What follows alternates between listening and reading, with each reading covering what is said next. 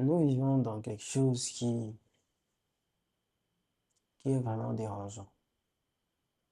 C'est-à-dire que tu vis dans un monde où tu n'as pas de réel but de vivre. Tu n'as pas un réel objectif de vie. Dès que tu nais, on t'inculque tellement de choses. On te dit, tu dois devenir ceci. Tu dois aller à l'école, tu dois écouter tes parents, tu dois avoir des rêves, tu dois réaliser des rêves. Tu commences à regarder des films, des dessins animés qui te disent ce que ta vie doit devenir. Et tu grandis avec toutes ces croyances. Si tes parents sont chrétiens, ils te forcent, ils t'inculquent leurs croyances. S'ils sont des criminels, ils t'inculquent la criminalité. Des businessmen, ils t'inculquent le business. Des éduqués, ils t'inculquent l'éducation, va à l'école, fréquente. Au final, tu grandis avec des pensées préconçues, des doutes préconçus, des réussites comme des difficultés préconçues qu'on a téléchargées en toi. Et au final, tu te perds là-dedans. Tu ne sais plus si toi-même là, est-ce que tu as quelque chose que tu dois devenir, que tu veux devenir, qui vient réellement de toi.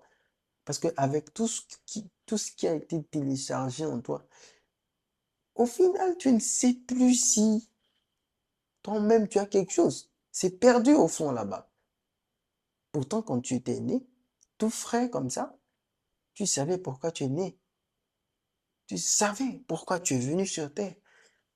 Je suis sûr qu'à l'époque, tu savais.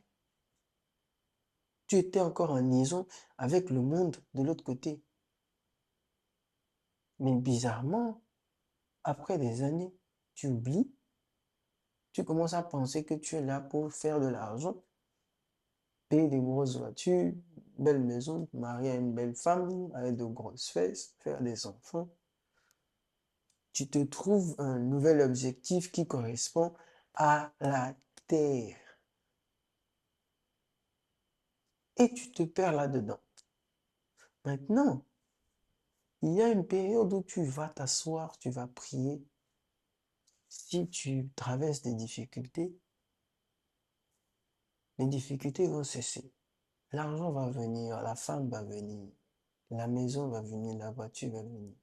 Et là, tu seras vide. Et là, tu vas commencer à avoir une dépression silencieuse. Tu te dis que tu ne déprimes pas. Pourtant, tu déprimes. Pourtant, tu déprimes. Pourquoi? Parce que tu te sens vide à l'intérieur. Il y a quelque chose qui doit combler un vide. Mais cette chose-là n'est pas là. Tu es le seul à le ressentir. Tu es le seul à le ressentir.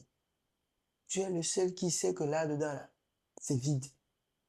Dehors, il y a tout. Voiture, maison, femme, enfant. L'argent, là, c'est pas problème.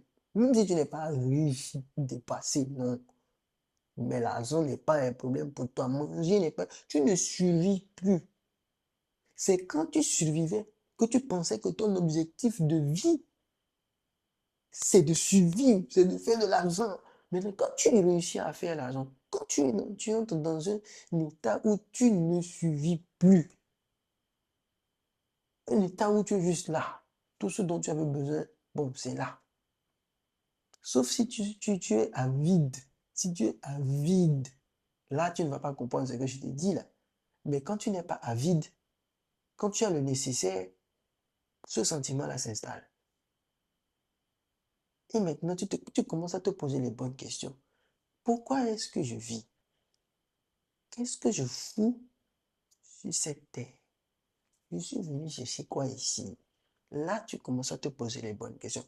Sauf que la matrix dans laquelle on vit là, cet hologramme d'univers, cet espace au-dessus duquel il y a d'autres mondes et en dessous duquel il y a d'autres mondes, cet espace est conçu pour te forcer à penser qu'à comment vivre dans ce monde. Donc, dès que tu commences à atteindre cet état de conscience, les problèmes recommencent. Tu n'auras pas le temps de t'apitoyer sur cette histoire de vie-là. problème va arriver, ta femme va faire accident. Oh, ou bien va tomber enceinte. Oh, ou bien c'est ton enfant. Oh, ou bien tu perds ton boulot. Oh, ou bien ta femme te quitte. Ou bien toi, ta meuf te quitte. Ou là, quelque chose arrive pour prendre ton attention. Et la matrice dispose de tellement de moyens pour occuper ton attention, pour que tu ne penses pas à ça, à ce vide-là. Parce que te pencher beaucoup plus sur ce vide va te ramener à l'origine, ta raison pour laquelle tu es venu ici. Tu vas enfin te rappeler que quoi? Tu es en prison, mon frère, ma soeur. Tu es en prison. On ne veut pas que le prisonnier se réveille. On ne veut pas que le prisonnier se rende compte qu'il est en prison. Parce que si tout à l'heure tu savais qu'il y a des châteaux dans le ciel, si tu savais qu'il y a un monde au-dessus de nous, tout comme le nôtre, mais juste un peu plus avancé en matière de dimension, et qu'au-dessus de nous, il y en a encore un autre, et qu'au-dessus de nous, il y en a une multitude, c'est-à-dire que c'est infini, on ne peut même pas compter. Là, tu commencerais à te poser des questions. Tu saurais qu'il y a des gens qui voyagent dans ces différents plans-là.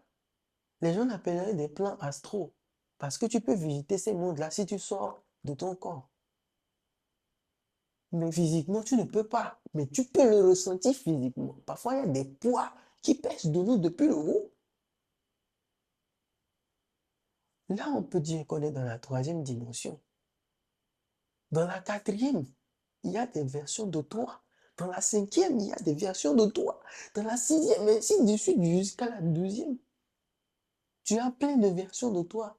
Et dans chacune des dimensions au-dessus de nous, ta version de dessus est totalement au-dessus de toi ici. Que ce soit en pensée, en parole, en acte, même il y a des dimensions où tu n'as plus de corps. Et le truc, c'est que toi ici, tu dois te connecter à eux là-bas. Vous devez fonctionner de manière synergique. Et pour ce faire, il faut que toutes tes versions se réveillent. Tout le monde doit se rendre compte qu'il y a quelque chose. Parce que dans chacune de ces dimensions-là, tout est fait pour que tu ne te rappelles pas. Que tu t'occupes des choses de cette dimension. Que tu t'occupes de manger. Comment tu vas manger? Tu vas vivre où? Tu vas dormir où? Pourtant, le vrai truc là, sur lequel tu dois te pencher, c'est comment t'élever. Comment élever ton âme, ton esprit, au point où tu vois clair. Au point où tu n'as pas besoin de quelqu'un pour venir te dire. Tu vois clair. Si je te dis maintenant que dans une des dimensions au-dessus de la nôtre, tu es une planète, est-ce que tu vas me croire? Que tu es un soleil, le soleil qu'on voit là. Tu sais que c'est toi. Il y a une illusion, je ne sais pas comment le mettre dans les mots. Le soleil, c'est toi. La galaxie dans laquelle nous sommes, celle qu'on appelle la Voie lactée là, c'est toi. Mais c'est toi d'une autre dimension. Je pense que ça doit être la huitième ou la neuvième.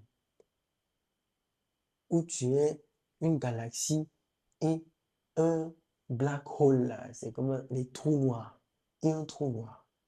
Mais non, en toi là, il y a des planètes, des myriades de planètes. En toi, il y a des étoiles. En toi, il y a une infinité d'humains. Vous-même, vous voyez toute une galaxie dedans. Vous-même, vous imaginez tout ce qu'il y a dans une galaxie. Et c'est toi, dans une autre dimension. Je ne sais plus trop si c'est la neuvième. Mais c'est toi ça.